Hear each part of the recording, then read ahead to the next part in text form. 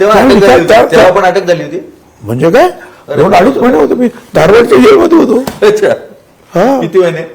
मला तर 2.5-1 महिना असेल.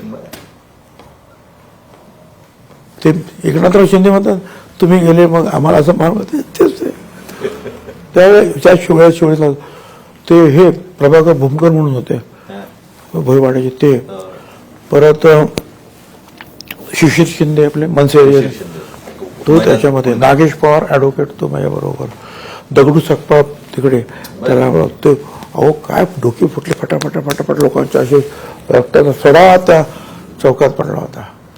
आणि मला मारा सगळे आले ते होते लोक चिडले ना, कारण सगळीकडे चौक्या लावलेल्या भुजबळ आमदार, कारण बाकी कोणी या पण शिवसेना. आणि त्यावेळेला आमचं काय होतं का उठाव लुंगी बजाव लुंगी आणि ते सगळं उडपी हॉटेलच्या विरोधाचं आंदोलन वगैरे. तर शिवसेना नाही म्हणून मी इकडून गेलोच नाही. कोल्हापूरवरून गेलो कुठे गोव्याला वेश बदलून पत्रकाराचा वेश धारण केला. पांडे मला बाळासाहेबांकडे भेटायला गेलो, बाळासाहेबांनी ओळखलंच नाही मला भडकले अभि क्या है क्या समय नहीं लिया कैसे है तुम.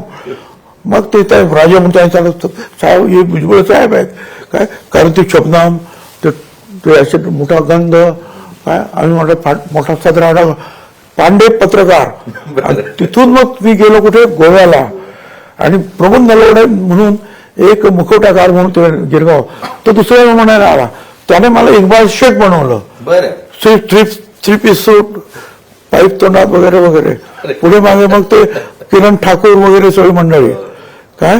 आणि पुढे एक बसला होता कन्नड समजणारा मराठी मुलगा आणि त्याच्याकडे ते पाईप वगैरे काय पाईप कारखान्याचे पेपर आणि ते काय विचार जांगड्या काय असेल ते काय. ते सांगायचं हे इक्बाल शेख साहेब आहेत काय, हे पाईप कारखाना काढायला चाललेले आहेत. आणि मी जणू काय हे घेऊन गुंगीत आहे आपला घेतोय आणि तो त्याच्या भाषेत बोलतोय चलाव का. त्यांच्या समोर गेलो तिकून मी. आणि शेवटी मी तेव्हा पोचलो त्यावेळेला किरण ठाकूरने त्या रोल होते बरोबर तो रोल एका पायलटच्या हातात दिला आणि तो तुम्ही एअरपोर्टला द्या कोणतरी न्यायला.